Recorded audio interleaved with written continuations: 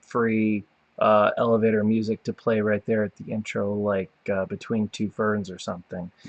My name's Kevin Zarnicki, game designer, voice actor, man of many other titles that I will no doubt tell you about unprompted at length ad nauseum. But more importantly, today we are joined by RJ Thomas. Now, RJ has been causing chaos, havoc, and occasionally cookies in the sixth world, Shadowrun, in one shape or another over the past decade. When he is not causing said havoc, he's normally at his humble home in Northwest Ohio, or working out at the gym, shooting, pampering a French bulldog. I have no doubt he will pop up at some point, singing allegedly extremely off key in the shower, and generally trying not to be not bored. I relate to you, bro. But yes, aside from yeah, okay, the rest of this thing he sent is just a dating profile, but that's not the point. The point is RJ is a freelancer, a comrade, a peer, and a friend who I am just honored to have worked with in the past and honored to have you on the show. RJ, thank you so much for joining us today. Oh, thanks for having me out here.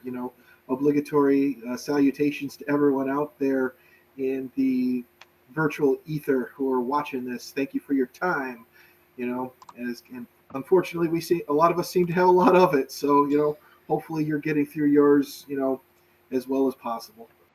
Well, I mean, since you bring that up, people have been calling the past, I don't know, how long has it been since Stranger Things came out? But they've been calling this past decade sort of the geeks era, the resurgence of dominant RPGs in the industry. And, with the double whammy of COVID coming in and sticking everybody at home, it's become kind of a big thing. What are your observations and thoughts on that? Well, I think that this has been an interesting opportunity for those who are involved in the tabletop hobby or just gaming in general, whether you be a tabletop gamer, PC gamer, console gamer, put any adjective in front of the word gamer. And this has actually been an interesting time for us because my significant other, she is very much into her new Xbox and she's been playing online religiously every day, her thing when she gets home from work. And you know a lot of us, some of us are still working, and bless you guys, stay safe out there. But some of us, unfortunately, kind of like myself, will be kind of stuck at home during this whole thing. And I volunteered to kind of self quarantine when this stuff happened because, you don't know what's out there. And, I tried to do my best to stay home. But, all that aside, it's given me a lot of free time. There's only so much work and writing you can do during the day before either one, you start running out of projects to do, or running out of ideas. So you got to find something to do your time. And gaming, I think, I've been talking to a lot of people who have been turning to gaming in one way, shape, or another to help them get through this. As a matter of fact, for a while, I had two uh, online games over Discord running. One was a D&D game, one was a Shadowrunning game. And they ran their course, and they were great to do. And thankfully, in my area, uh, the lockdown stuff have been lifted a little bit, for better or worse. Not going to get into that, but there is a local place I do go to. It's called Dragon's Roost, and it's in Sylvania, Ohio. Love you guys out there. I love you guys. Shout out. Shout out. Yes, they're great because not only can you get a great cup of coffee, but they've got a game area. And I love the fact they have enacted a bunch of rules, social distancing, masks, all that great stuff. And we haven't had a problem since. So, kudos to those guys. But I've even started running a D&D group for some like-minded friends out there. We meet every Tuesday, and it's been an interesting. It's been an interesting time because using that group is kind of a metaphor. Is there's the players stretch all sorts of age brackets. The youngest we got there is 24. The oldest in that group is 72. Woo! Yeah, yes, he started playing D. Yeah, he remembers D&D back when it was just Dungeons and Dragons. We're talking the Gary Gygax original there. I mean, So, and I have to ask, what's he playing? he's playing a cleric. Bless. So, yes, he is. Well, when we started everything up, he first thing he was asked was, "Well, what do we need?" And I said, "Well, we don't have a clerk." He's like, "I'll take it." All right, rock on. So yeah, Generally Dwarven Cleric. speaking, if somebody asks, what do we need? It's probably a cleric. Yeah, a lot of people do tend to go for the more exotic things, and Cleric is kind of that nice utilitarian character It's that, true. I mean, it's nice to have in some games. It's almost required, but it doesn't get a lot. It doesn't have the same pizzazz or flair as some of the other characters. But you know what? To each is their own. It's true. It's true. I've been engaging in more than a couple of debates about, like, what system works best for you or anybody. And I find myself again and again drawn back to this conversation. I mean, not necessarily D&D versus Pathfinder, but which is, to me, Granny Smiths to Honey Crisps. Yeah, You're really looking for exactly. something different. Oranges But versus tangerines. It's pretty much almost the same, just a slightly different flavor. yeah, and I can appreciate how D&D 5 has brought so many new people in. I mean, with its accessibility and its, general looseness and simplicity, and there's an elegance of design there. Um, but I find myself every time I try to play it, I end up trying to do stuff that I just can't do because the rules keep going, no. I'm like, okay, I'm going to cast Tensor's floating disc and I'm going to ride on it. And then I read the rules. You cannot get closer than 10 feet to the disc. Yeah, that is a What? bit. Yeah, unfortunately, you do run into buzzkill rules, but There's you no know, floor. but then again, that is what house rules are for. It's Within. true. It's true. Let me throw this out there as a debate topic. Any given game is going to end up with house rules. There's something that works better for you, and you're going to use it, and that's cool. Um, some game lines, in fact, Shadowrun back in the day, at one point, the GM guide would have, here's some house rules that our writers like to use. If I'd ever gotten or get that quarterly Shadowrun thing going, I'd have a section for that. But like, do you think? I mean, aside from the necessity of, or the inevitability, perhaps is a better word, of house rules happening in a game, do you think it's a fair metric to say that the more you have to house rule something, the less stable the rules are at release? I think that you would have to take that on a game by game basis. That's kind of a broad statement for every single game because, like you said, going back to your example of the floating disc and everything like that. The rules can be perfectly fine, but maybe you just want to tweak something a little bit so it fits more of your game style, and Yeah. it has nothing necessarily to do with the rules. Now, if I would say that I would say for small things, if you have like house rules for like minor details and stuff like that, like, okay, Tensor's floating disk, you can't give it 10 feet. All right, we're just going to take that and get rid of it. No big deal, no sweat. It's not going to break your game. However, I would say that if you have to start house ruling some major game mechanics, yeah, you can make an argument that maybe there might be some underlying issues. But then again, a lot of times, when it's come to those issues, I just start going story heavy anyway, and that's usually my style. So the rules to me are just a means to get from point A to point B and to know which dice I'm supposed to roll. That's pretty much it, Yeah. you know? I always feel a bit more faith in a rule book when I see it say, don't make them roll unless it's dramatically appropriate. Exactly. And you know what? Thank you. Yes. And I've always said that you can have an okay system, but if you've got a great universe and a lot of good lore that you can pull from, you can make that work. It's Yeah. important. But if you've got, the best rules system in the world, it flows really great, but you don't have a story to engage your players with, then you might as well bust out Risk, in my opinion, because that's all it's pretty much going to turn into. It's You kind of know, it's kind of like I feel like in film, you can a good script might save a good director, and a good director can save a bad actor, but a bad script is gonna there's no coming back from that. it's going to take the whole thing. Yeah, you got to have that thing that hooks people, brings them in, and makes them want to be there in the first place. Because I've ran and played in games where the rules might have been questionable or kind of lacking in terms of, well, we're not exactly what we're going to do. Screw it, we're just going to roll with it, pun intended. And but the GM or the universe was so good, it's like, I don't care. I just want to do more in this because this is just so damn cool, Yeah, at this point, I almost wonder if the industry might move this direction. I don't see any indications of it, but I wonder if at some point different settings might start to create adaptation books for different rule sets so that you can almost mix and match them modularly. Like what if I really, really like the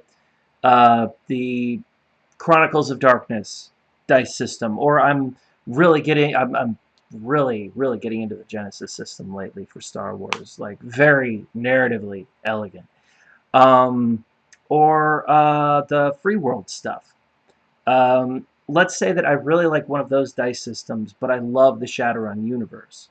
There could be a book that just says how to run Shadowrun with da da da da da da da da.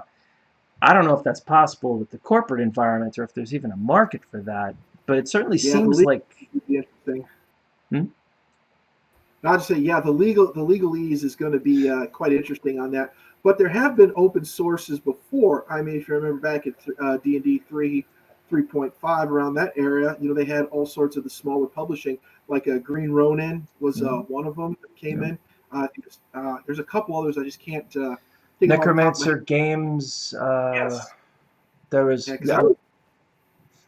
Because I remember going to my DM a couple times with some sort of, quote, off-brand and saying, hey, I'd like to run this in the game. And he kind of gave me the thumbs up or thumbs down. Now, do I see that going across the board over many, like, big licenses? I don't know, maybe, because there would be a lot of wrangling. But what I could possibly see is a lot of, like we're talking about home rules, there are a lot of people who on their own time will come up with their own conversions and then just put it out there as an open source. I could honestly see a lot more of that happening to something official like. Yeah. I mean, you can't make money on it. Yeah, exactly. I could, maybe almost like a lot of fan projects. I wouldn't be surprised. We've already got fan filmmakers and all that stuff in doujinshi in Japan. So, I wouldn't be surprised, especially, like I said, like we're talking about now, during COVID, lots of people with free time on their hands. If you get passionate enough about something, chances are you're going to make it happen in one way, shape, or another. Yeah. And for what it's worth for the people who are looking to break in, I think it's worth pointing out that a lot of the early stuff that you work on, I mean, you're probably not going to sell it. You can't market it if it takes place in somebody else's universe or uses their rule set without permission from them and their potential corporate overlords, which is something we Shadowrun freelancers talk about a lot. The irony of that, but that's a whole other thing. Yeah, we're corporate anarchists. Yeah, that's one of the biggest oxymorons I've ever heard. Corporate but it's true. Anarchists, like that's a thing. Anarchy Inc. But get the t-shirts. Yeah, but if you're looking to break into tabletop RPG stuff, if you find a studio that has the means to make fan-generated content in sort of an organized way, you can get a profit percentage off of the sales. Storyteller's Vault, OGL does still exist for both Pathfinder and I believe D&D has brought it back. Goodness knows you see a lot of 5th ed tie-in stuff now. I've got, what was it? The World of Aiden, if you remember that from back in the day. Oh, yeah, as soon as you said that, I was like, wow, that I feel like Mr. Peabody and Sherman, you just set the Wayback Machine. Like Entomorph. Kudos to anybody kudos to anyone who gets that reference, okay? Yes, I just dated myself a little. So that OGL stuff, that is possible. You can do that. It's but if you're making something that's entirely fan-based, that still is really good as a proof of concept to present to the person that you might want to work with.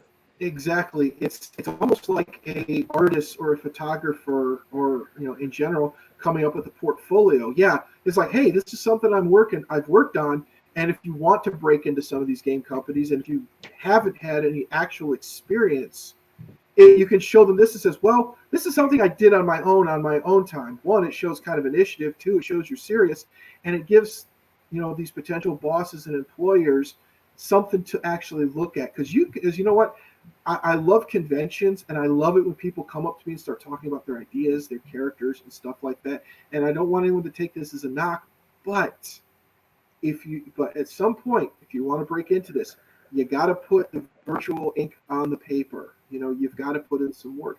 It's wonderful you have all these ideas, but just talking about them isn't going to get you anywhere. Yeah.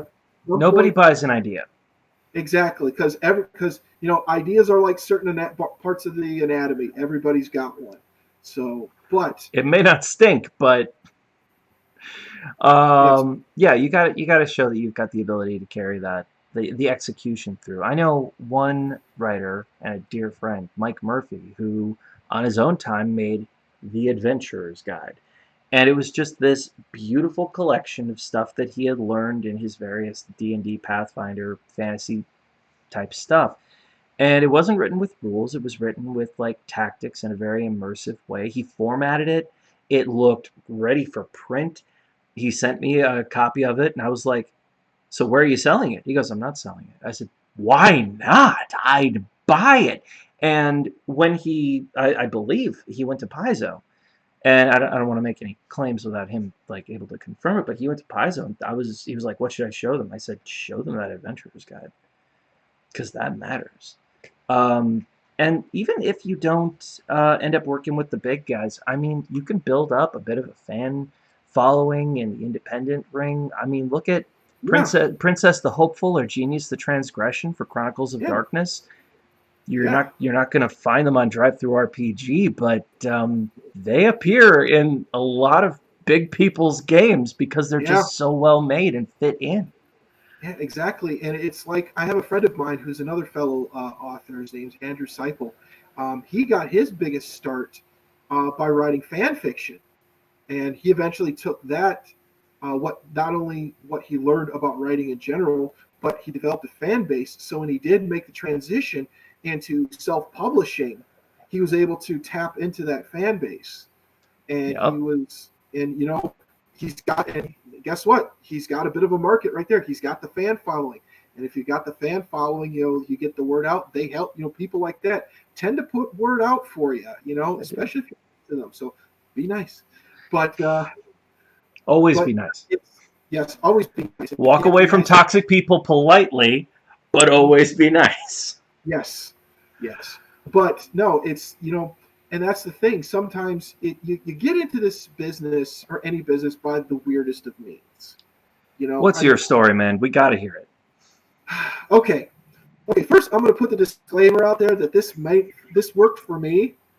This may not work for everyone else because there's some Everyone says that. yes, because this is kind of something kind of, I'm just going to say borderline. I'll let you figure out what that borderline is as I tell the story. But no, I actually got my start in RPGs, specifically with Catalyst Game Labs. Like I said, about almost a decade ago. Wow. But actually, I've been doing work with them for just a little longer than that because I actually started out as a Catalyst demo team agent. I think it was around 2010 or something just like that because my daughter was just about almost a year old, and there was a gentleman who people may or may not know named Stephen Radkovich, our dear bull. At the time, he was running CDT, and he had put out on the Shadowrun forums at the time the need for people to run games at Origins in Columbus. So a few months earlier, I had gotten my copies of Shadowrun 4th Ed. Yes, this shows how long I've been in this system. And I was reading it, and I said to myself, I can write better than this. And I had that little voice inside my head that says, well, put up or shut up. And after I realized, am I actually talking to myself or not? I started looking at ways I could possibly break in. And then I saw that call Bull put out there for GM. So I thought to myself, maybe if I go run games for these guys at some point, maybe I can put myself in a position where I can meet certain people and, FaceTime. Yeah. Because no matter how good your stuff is, this is one pro tip. No matter how good your stuff is, how good your uh, online or correspondence is with someone, never underestimate face to face. Okay? Outside Because of COVID. this is true. Yes. Let's always caveat that. Always be safe. But anyway, so I go to Origin this year, and I hear that Jason Hardy, the line developer for Shadowrun, he's somewhat brand new to the line and the position at the time. He's there, and I'm like, oh, cool. I kept asking, so can I meet him? Can I meet him? And I'm literally trying to track this guy down in Columbus at the convention center, but I keep missing him until I find out he's going to be at this Mongolian barbecue restaurant later. And it turns out a lot of the other CDT agents are going to go there too, because at the time they had this tradition of having, a meal there and just sort of get to know each other. Well, when I found out Jason Hardy was going to be there, I made sure I was there. I got done with all my stuff, and I was like, I'm there. And so I walk up to Jason. So eventually I track him down. All that effort I put into, I rented a car, made sure I had enough for the hotel, all that great stuff. And I did all of this with the express purpose of getting FaceTime with Jason Hardy. And I did. So I got about 30 seconds with him, introduced myself, and I asked him a question. Well, hey, what can I do to I'm really interested in writing for Shadowrun. And he's like, send me a sample. So I sent him a message later, and it was titled, the email was, what do I have to do to work for you? And he said, give me this. So he asked for a 1,500-word writing sample. So I sent him the sample, and apparently it was good enough because about 3 months later, I was in the freelancer pool. And this was someone I came in fresh. I had zero experience in writing RPGs. You got to start somewhere. Exactly. But apparently he liked my writing style enough that he put me on the freelancing team. And yeah, those first few products were a little rough, but eventually I was good enough to keep around. But yeah, I literally stalked Jason Hardy at Origins in about circa 2010 to get FaceTime with him. So on behalf of Jason, please don't stalk him. He is a nice guy. I like working for him. Okay, please do not screw this up for me. No, he's a good guy. But the one thing what you can take from that is, if you want to get into this, and this goes for anything in general, it's not just getting into the tabletop RPG. Show initiative. If you're passionate about something, you've got an idea, you think you got something to contribute, find a way to get in touch with the people who can help you make that happen. And it might not happen right away. It might take a little while. I was only getting like a few assignments here and there, low word count. It wasn't until 5th edition really came out when I started to get like the high number word count assignments, and it's just been a crazy ride since then. Okay. But through all that, I just kept going, and they kept giving me assignments, and eventually it got to the point where they actually let me pitch, edit, develop my own book, Cutting Black. Yes, that is a plug, because what's the point of if I'm not going to come on here and do all this stuff, I'm going to promote myself just a tad bit. Dude, I wrote in that book. You think I'm not going to plug it? Yeah. Please plug it. Yeah, I know. You were when Jason gave me the go ahead to start developing that book, one of the first things he asked me is, who else are you going to get to work on this? And I had a short list of people, and you were one of the top names on that short list. Oh, thank you. Yes. But that book, I'm not going to say it was an interesting experience. I'm proud of that book. Do I think I could go back and do better? Of course, because you always can. But yeah. I learned so much doing that book, and one of the big things I learned is don't try to take on too much. That book damn near killed me because I put in so much word count, so much editing, and I'll be honest, there were a couple people who I did work with on that book I probably could have communicated better with, and I just kind of took things into my own hands when really all I needed to do was just say, hey, I need you to do this and fix this for me. Okay. But, you live and learn and stuff like that. Yeah. But still, the end product, I'm very happy with that. And maybe someday Jason will be or Catalyst will be crazy enough to let me do something similar in the future. But who knows? We'll see. I can't imagine why they wouldn't. I really did like that book, and not just because I'm in it. Like I've read it, and I'm like, oh, this is good. This is good stuff. Okay, I wrote this part. This is good. Yeah. Yeah, there were some people in that book who wrote some phenomenal stuff. I mean, some people who just some of the quality of things just absolutely blew me away. And if I could just talk about them for just 2 seconds, a couple people we had. I mean, for one, we had O.C. Presley. He did a good work. Wax Shawnee, Thomas Willoughby, aka, he did some great stuff too. Uh, I don't know. I'm trying to remember Mr. Johnson. I'm trying to remember what his Clifton Wright. Yes.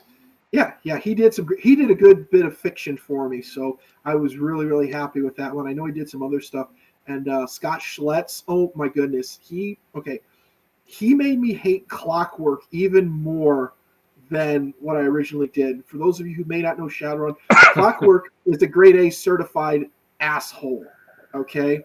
He is kind of if the Shadowrun bullpen was WWE or professional wrestling, Clockwork would be one of the biggest heels out there. He's the goat. He is. He really is. But the fact that Scott was able to make Clockwork even that much more despicable and vile, I love it when if any writer can make me utterly hate the villain, you've done your job. Damn true. To this day, I still, it's an ongoing joke in certain circles. Is Clockwork alive or dead? Because in one of the novels, Netcat like blows his brains out, and to this day, people are like, I'm not sure if we didn't get the memo, or if he came back, or he's a Shadim, or what. But well, if there was a memo, I didn't get either because I have been using Clockwork heavily forever. As a matter of fact, I'm writing some stuff right now, which is very, how should I say it, tech and vehicle heavy. Wink, wink, nudge, nudge. The kind of book you'd expect at the end of an edition? Possibly. I can't really talk too much. I can't say too much about it, but those who follow Shadowrun will get that joke. Yes, and but yeah, he's been prominently heavy, not just because he's a great heel, but he's very knowledgeable about what some of the things I may or may not be writing about. Well, he's a drone rigger, right? Yes, he is. Yeah. So we don't need to say too much about that. But no, I've been using him for a while. But yeah, every so often you do come across that where, is this person dead or not? I specifically had to make sure that certain characters, Jack Pointers, I killed off in the Shadowrun universe to make sure that everyone else knows, because sometimes people will just default and go back, and they're like, no, they're dead. We got to do something. No, Butch retired. Wait, did we pull the trigger on that, or are we just talking about that? Exactly. Is Dev a vampiric pawn, or did we not? No, we didn't do that. Okay.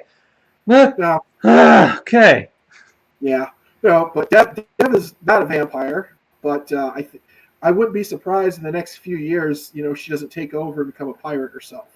But, I mean, if we ever do that little side plot that Patrick was talking about back in the day, we ever make a Cyber Pirates of the Caribbean 2.0, which would be preposterously fun to write. Heck yeah. Then, I could totally see that whole, what was that girl's name? Hex or something like that? Pulling some naughty stuff on her. But that was... possibly, yeah. That was... But we don't want to give away too much.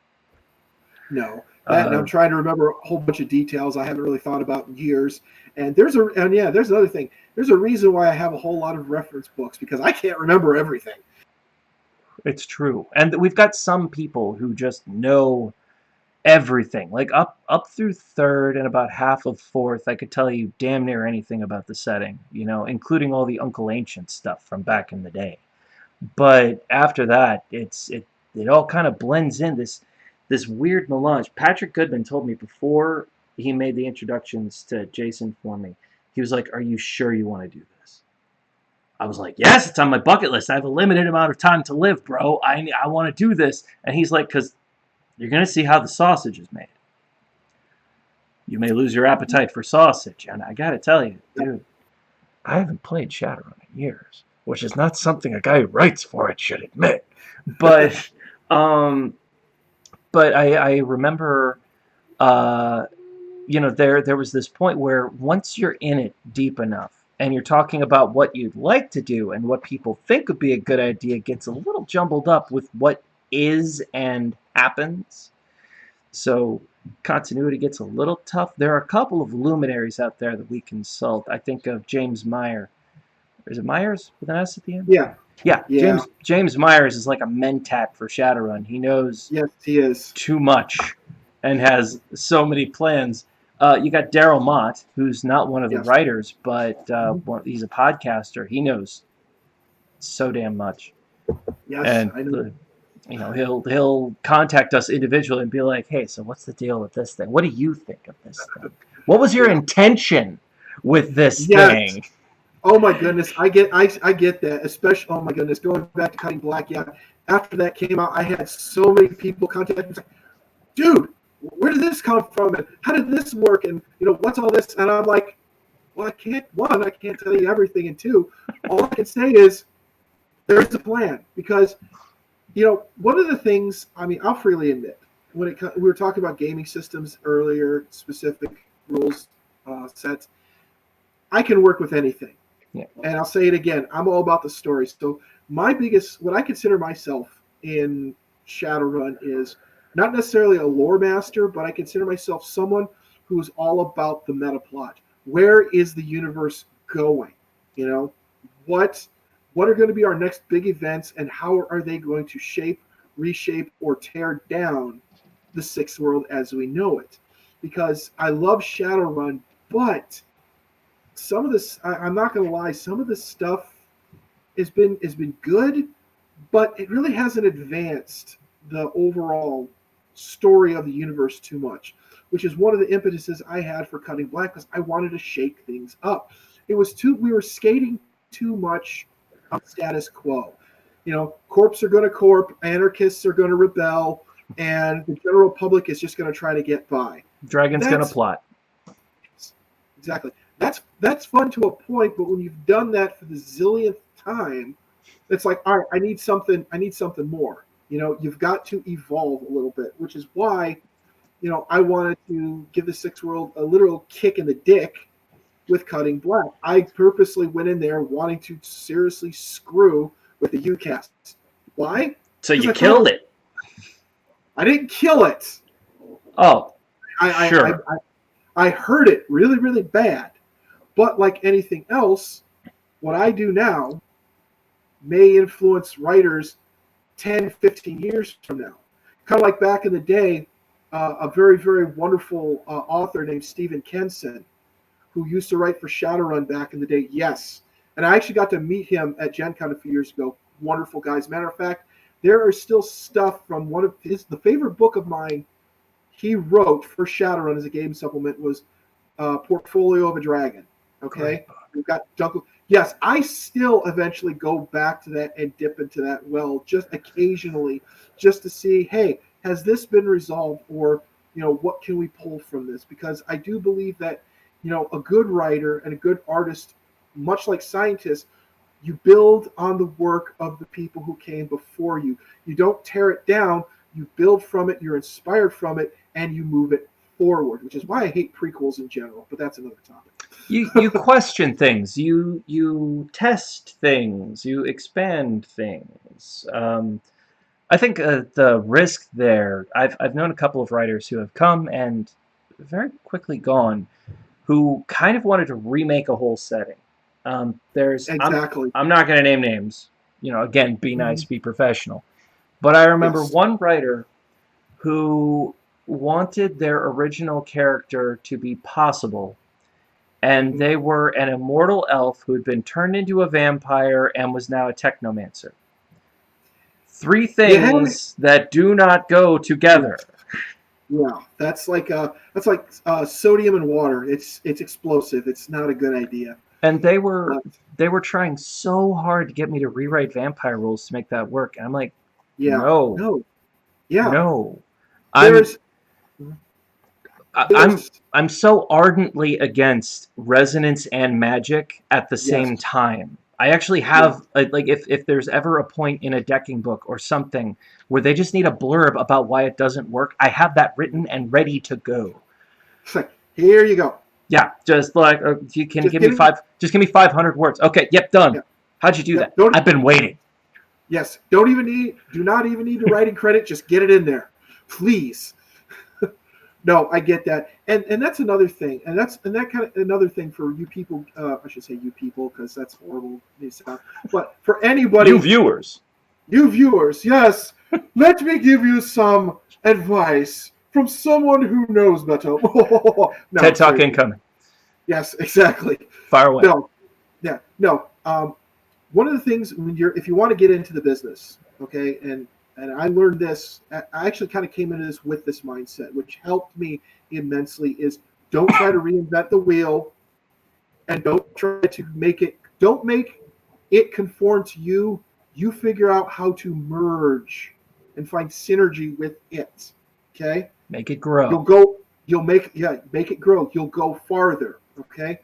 Now, there's nothing wrong with having an idea. There's nothing wrong with having a concept that might be new you want to get in there. Again, things need to evolve. But you've got to think about one, the past lore. You've got to think about the current rules, and you've got to think about how it will affect the universe.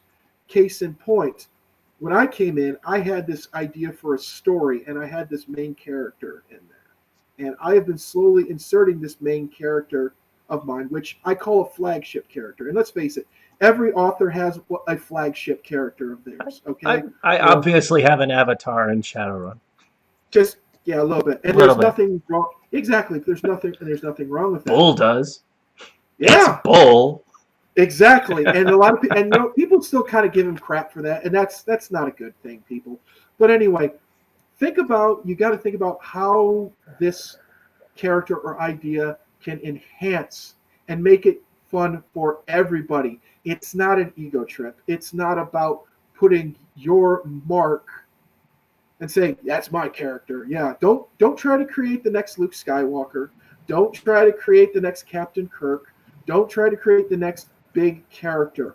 Come up with a good idea, something that will benefit everybody, and things people will gravitate. If the idea is good and if people can be inspired by that, it'll just happen. You I know, think I don't think force it. one of the things that I've noticed, and this is advice that I give to incoming writers for Shadowrun or anything, where there's a meta plot where you can introduce an original character of your design. It's okay to have your little vanity character in there. That's fine. Just have fun. The most important thing to bear in mind is to think like a GM, not like a player. Yes. We had a writer come in the past few years. Again, not going to name names. I love their work. But when they first came in, they're like, I have this idea for this character, and he does this thing, and it saves the world, and da da da da da. We're like, are you writing a novel? Yeah. They go, no, no, we're going to put it in a source book. I'm like, okay. So Yeah. here's the thing.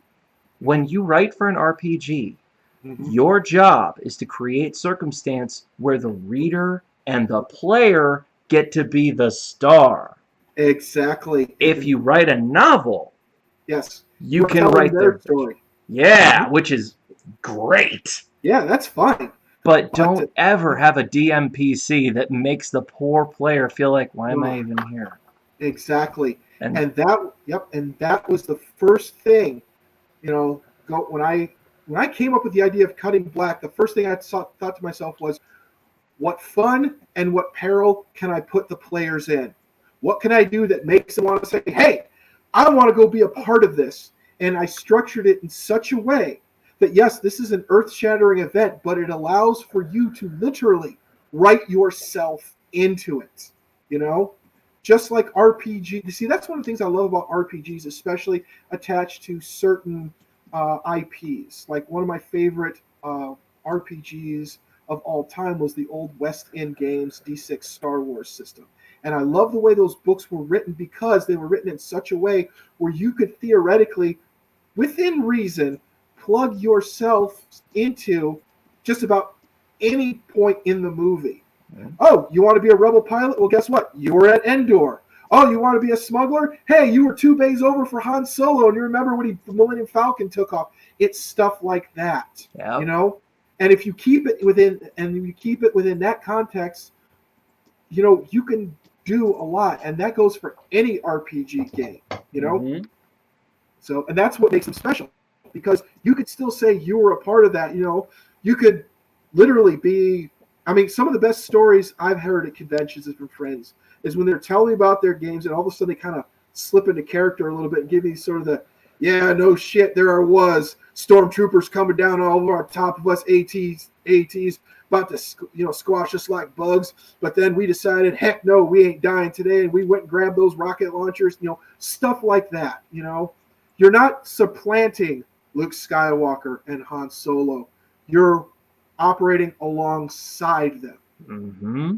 That to me is optimal. If you can achieve that synergy and that balance, mwah! And I, you know, because you are going to have your stories, and rightfully so. But it's the whole point. Yeah, but you know, let's face it. Sometimes not every character is going to fit into every, you know, big events. Yeah. You know, but there's plenty to do. And if you could, and like I said, if you could figure out a way to still be a part of that and find that balance, you're going to have a much better time. It's true. And, you know, it's, I think another great place to look to add to a universe's corpus is to explore the unexplored. A lot of the time, an early concept for story or what have you will pop up, and you can build on those details as long as they fit within the structure that came before. If you're in the position where you get to establish something entirely new or make your own game, you are setting down the grid work. You are putting down the foundation for what will be written after it. When it comes to Shadowrun, I mostly do the infected stuff with a pretty big hand in bugs and blood magic because, you know, I'm dos creepy boy. But when you have... But you do it so well. Oh, you. But when we have... but, you know, when I write infected, if I'm going to change something, there better be a good reason for it. But otherwise, I get to explore that. One little detail that somebody mentioned in their fiction, I can be like, yes, vampires don't like UV light, but it's not gonna, you know, hurt them, but it will stop them from accessing their additional infected abilities, which was based off of a conversation with Patrick and like little throwaway fluff that was in a second edition Seattle book and and some short fiction somewhere else. And I was just like, okay, let's codify this. Tick, tick, tick, tick, tick. And, you know, you just expand from there. I remember the discussion, what, you know, did, you know, can a Marrow get infected? Can a Centaur get infected? Can a Naga get infected? And somebody's like, well, it's HMHVV. I said, how do you explain Sasquatch? And they just went, yep. Uh-oh. And another point, yeah. And another point in that is by doing stuff like that, you are creating another opportunity for not only exploration, but for character interaction or just storyline. You know, so when you've got everything in, whether it be a story, an RPG game, video game, whatever, there always has to be something that sets this off, that sets these chain of events off. Okay. And it could be something as small and innocuous. You know, if you look at Stephen King's The Stand, you might be able to possibly argue that the whole virus thing could have been contained. Spoilers, people, just in case. You know, that the virus could have been contained had that one military guard shut the gate. But you could also say that maybe Flag or whatever, the powers that be, whatever you want, needed this virus to get out. So therefore, he waffled, you know? Yeah. It's little things like that, you know? I think it's important... Oh, please, you go ahead. Oh, no, that was pretty much it. Oh. So, I think it's important, and this is some of the best advice I ever got. And it was Mort Castle, horror writer. He told me back in the day, he said, always know where your loose ends are. Because a loose end in certain types of fiction is a bad thing. I can't remember who wrote The Big Sleep all of a sudden. Maybe it could have been Dashiell Hammett, or it could have been. But anyway, in The Big Sleep, years later, somebody asked the author, "So who killed the chauffeur?" And he just stopped and went, "Oh crap! I forgot." Whoops. He was like, this was years after the book came out. And, Raymond Chandler. How can I forget that? And he goes, I honestly never figured that out. And I told myself that I would. And I don't know. That's It doesn't matter to the plot, but you're right to ask. And I goofed up. It's one of those mysteries that will never be solved. Hand wave. That happens. But when it comes to if you have a loose end and you intend to pick up that loose thread and weave it into in a sequel or something, that's great. If you have a loose end and it's designed to be an open-ended thing for the players to create, or the GMs to create whatever it is they want, just let them know. We're not going to cover this. It's whatever you want it to be. I think Onyx Path does a great job with that. They're like, what's the God Machine? I don't know. What do you need it to be? That's exactly. But also, as a writer for RPGs, understand where your loose ends are, understand what purpose they serve, and always make sure that you have some for the player to work with. A lot of role-playing books, I've seen reviews where they're like, it's a real good read, I just don't know how I can use this. So always have your hooks. Yep. And sometimes you can make the hooks blatant. Sometimes you can make them subtle, or you can use a combination thereof. But you've got to have things which generate interest. Like I said earlier, you got to have something that makes the players want to play it. Otherwise, it's just an info dump. Yeah. Yeah. It's also a good idea to remember that anything you're introducing to the setting should be cool enough that somebody wants to use it. I mean, I've seen like book bloat where they're just trying to fill it up with well, here's a spell that it's like fireball but it's ice, something like that. That's, I mean, I made Viscera Web just because I wanted to make blood mages creepy. And now I got players like, hey, Viscera Web's a really useful spell. I'm like, no. God. I forgot, Shadowrun, you could be anything. No! Whoops! Yeah. That's something I had to be very careful with some of the things that I've written too. Like there was a section in 5th edition, I think it was Street Lethal, where there was an entire section about futuristic and high-tech advanced weaponry. And the first thing I looked at this, I'm like, yeah, if any player gets a hold of this will totally unbalance everything. But the thing of it is, if you can make it more of a plot point rather than something the players will actually use every day, then yeah, you can have a little fun with it. But again, like you said, you've got to have some forethought. You've got to think about where this is going to go and what the possible repercussions are. I seem to recall you and I having a debate about repercussions. You had the dimensional gate thing, and I'm like, no teleporters, bro. Yeah, no kidding. Yeah, we got to watch out. Exactly. Or if I think that same conversation, came up to the point that if you're going to do something, have an escape plan. Have a way, if it proves to go sideways or takes things in a wrong direction, make sure you have that handy ejection handle or that big old rewrite button or some mechanism to where you can fix it. Otherwise, you're just going to contaminate everything going forward. Yeah, I mean, if somebody were to introduce like usable Persona Fix skill chips, like in what was the name of that adventure back in the day where they had Persona Fix chips that were driving people insane? There was a Jack the Ripper, a Cleopatra, and a Dream Chipper. Yeah, Dream Chipper. That's going way back. Am I showing my age? So, Dream Chipper I actually referenced it a couple books back, just for funsies, because I'm a continuity whore. But the I remember somebody saying, "Couldn't you use one of these?" And I was like, "Sure." And they're like, "Haven't they ironed out the details?" I was like, "Maybe." And I think that's one of the best ways that you can sort of nerf something, by saying, yes, it was badass. Unfortunately, there's an after release. They didn't long term test it, and now you have a split personality. Or you've Yeah. got, I don't know, nano machines that won't super be resolved. I Sorry. Yeah. I think we all get to make fun of that, including those of us who wrote it. Yeah, fair enough. If we can't laugh at what we've done, we are Oh, losers. yeah. I go back and look at my early stuff, and I'm like, what was I thinking? I had to reread Crimson for the audiobook, and I keep like finding places where I'm like, oh, damn it, Kevin. Do that different. Yeah, yeah.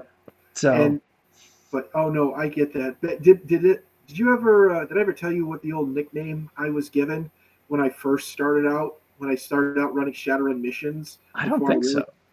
Okay. Um, for those of you who don't know this individual, there was an individual by the name of Stephen Tenner. Okay, he was a very good friend, and he was a staple within the Catalyst demo team. As a matter of fact, he was one of Stephen Radkovich Bull's dearest friends, who unfortunately passed away in 2014. Uh, that was about the time when my career was really starting to pick up. And one of the things I started off was I was writing Shadowrun missions, which if anyone who's been to the conventions, those are the events and stuff that you actually play, conventions, yada yada. The first two that I wrote, specifically the first one that got published, was one called Assassin Nation. And I had a section where you're supposed to read it out, this part out loud to the players to give them the lowdown on what's going on. It was 2.5 pages. And I didn't even realize. I went into storyteller mode and just kept going.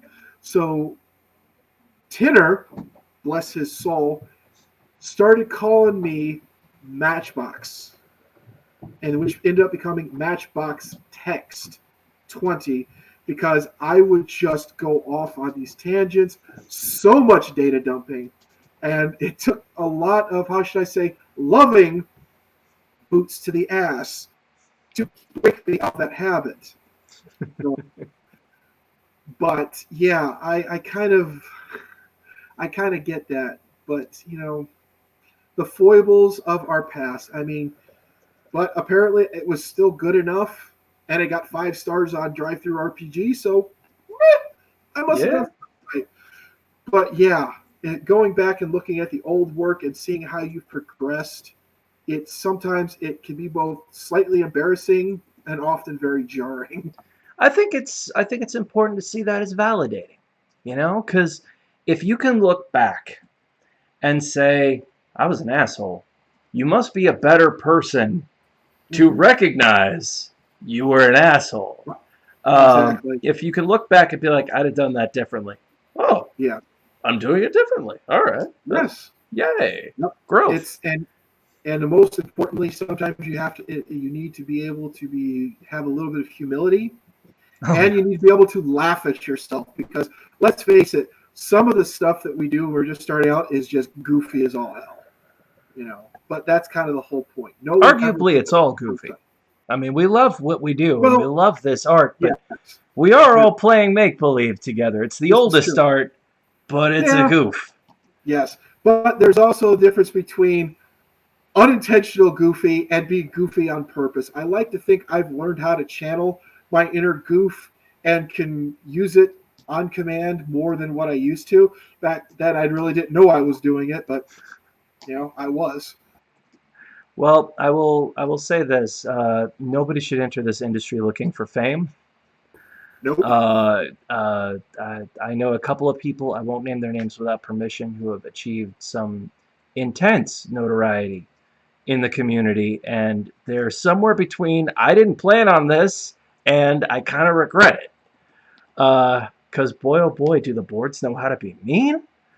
Uh, Oh yeah. so Oh don't geez. don't take it too seriously. But I'm No. and I know we could open a whole box of that, but we are Yeah. down to our last 5 minutes. So I Mm. wanna say, before we get to the big, you know, thank yous and you're the best and I love you, RJ, and I miss you like the rains in Africa. I do. Thank I you, want. Toto. Mwah. Can you believe they did the soundtrack for Dune?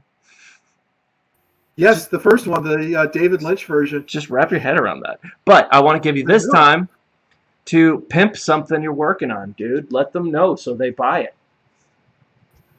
Okay, surprise, surprise. A lot of the stuff I've been working on lately has been Shadowrun related.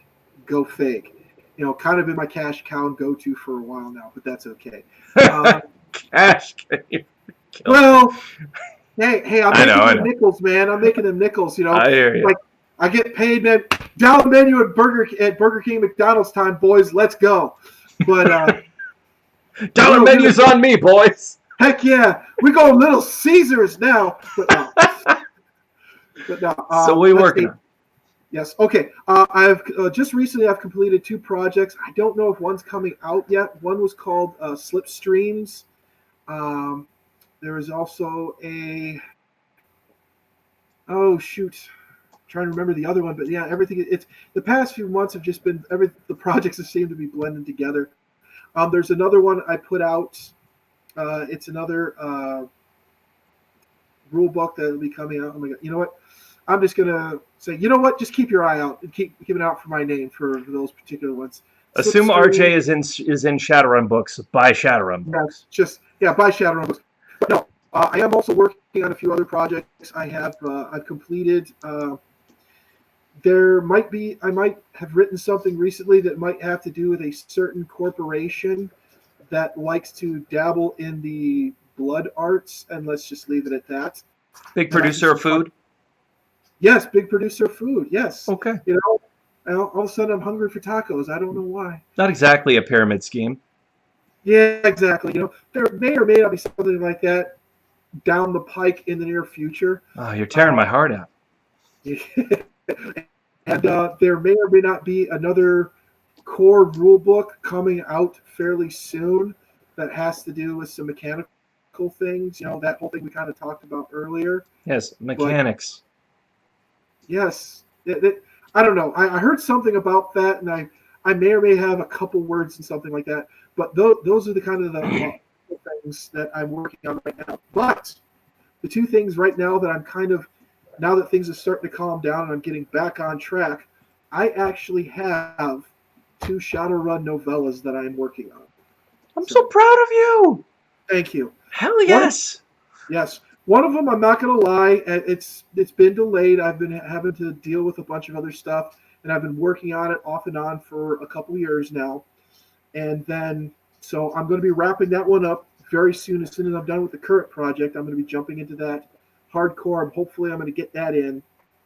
And the second one, I can't really go into details, but I will say that getting the go-ahead for this one was kind of, for about 5 seconds, a very low point in my life, and then became one of the high points in my life because it was part of something else that I had pitched for.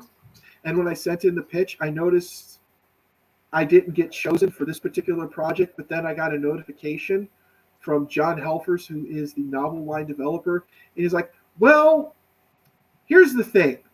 I didn't choose you for X reason because I want you to expand on this and take it farther. And I was just like, at one point, I was like, oh, this really, really sucks too. Yes! Turns out that wasn't a low point. That was a ramp. Exactly. And basically I had the jet, and basically John Helfers just basically slapped a jetpack on my back without me knowing about it and launched my ass. I love that guy. I do. Yes. So once I get the first, the current stuff I'm working on, get the first novella, I'm going to dive into that second novella. I'm hoping within the next few months, everything will come together and I'll be able to get those done. Now, well, if I can help you ping pong and ideas, hit me up anytime. You know that. Awesome. I will do that because some of this, actually, I might need some help on some stuff, but we'll talk turkey on that later. Well, in the meantime, we have reached our time limit, and last time we went so far overboard, it was insane, and there were screaming children in the other room. So, yeah. So, everybody, thank you so much for tuning in. We're a young channel, we're a new show, but we're doing the best we can, and your attention makes it all worthwhile. We do it for you. If you have any questions, comments, critiques, concerns, you can reach RJ at... You can look me up pretty much on Facebook. I use the same name that I normally do. RJ, just look up RJ Thomas, and you'll see this wonderful smiling face. And feel free to drop me a line. I don't give out my emails because, well, unfortunately, there's a lot of weird people out there, not necessarily in a good way. But I'm very accessible on most social media platforms. So feel free to drop me a line. And if you want us to reach out on your behalf, feel free to hit us on the 3SR site. We have our Facebook, we have a Twitter, we have more stuff coming, and websites, and the whole shebang. We're only just getting started. Reminding me of which, we have some upcoming shows. Lindsay, what have we got coming up? Jerry at Twitch next week? Jerry at Twitch next week. Jerry at Twitch, your favorite foul-mouthed old women trying to play D&D 5.0 with, go figure, the original Wilderness campaign that was the first D&D I ever picked up, D&D book I ever picked up, Isle of Dread. That is next Tuesday. Chronicles of Darkness. The what? Chronicles of Darkness. Then there's Chronicles of Darkness coming after, where we return to the Chronicle of the Requiem of William Raveloe. Ashley running for me. Let's see what happens with all these Nazi hijinks, ghosts, and brainwashing sires. We also have some new stuff coming, some new shows, a season coming to an end after that. You've come at a momentous time, traveler. Prepare for tales. And play your cards right. Maybe you'll be a part of them. Keep on tuning in to our Twitch, our Facebook, and you name it, and we will be here for you. So in the meantime, this has been Shop Talk. This has been RJ Thomas. Thank you so much. Peace. And this has been you. Thank you. We love you.